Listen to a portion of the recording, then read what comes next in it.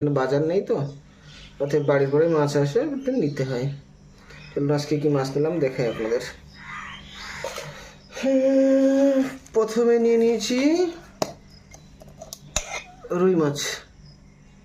মাছটা খুব ভালো ছিল, 1 কিলো 100 ওজনের রুই মাছ। এখানে গোটায় নিতে হয়, কিন্তু কেটে বিক্রি করে না, আস্তে নিতে হয়, জন্য একটা নিয়ে নিয়েছি 1 কিলো 100 ওজনের। আর একটা মাছ দেখাই, একটা না 2 রকমের মাছ দেখাবো, খুব ইন্টারেস্টিং মাছগুলো। এটা একটা পুঁটি মাছ,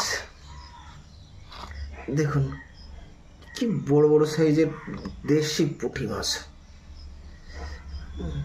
পেটে ডিম ভরা। পুঁটি মাছগুলো নিয়েছি। এগুলো কাল রাতে কি আজ ভোরে ধরা মাছ, মানে কাল রাতের মাছই হবে, বিলের দেশি পুঁটি মাছ।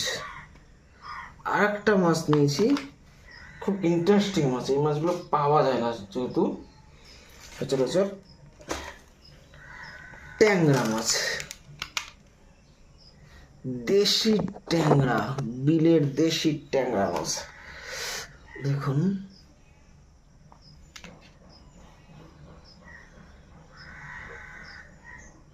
কি সুন্দর, পেটে ডিম ভর্তি।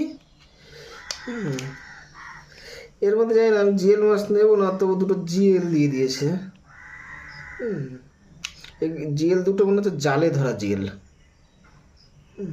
আর একটা তারাবান।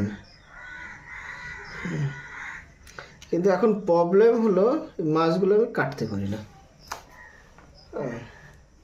এখন কি করে কাটতে হয় আমার জানা নেই, যেহেতু আমি একলা থাকি, কী করে কাটবো যায় না। তবে আমার দ্বারা মনে হয় এগুলো কাটা সম্ভব হবে না। তো এই মাছগুলো এক জায়গায় পাঠিয়ে দেবো। কোথায় পাঠাবো? আমার এখানে একটা দাদা আছে পাশেই, আমার এখান থেকে 18 কিলোমিটার দূরে, রায়কা, উড়িষ্যা।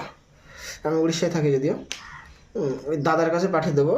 বিশেষত মাছগুলো কেনার, আমি প্রথমে ওই মাছগুলো নিয়ে নিয়েছিলাম,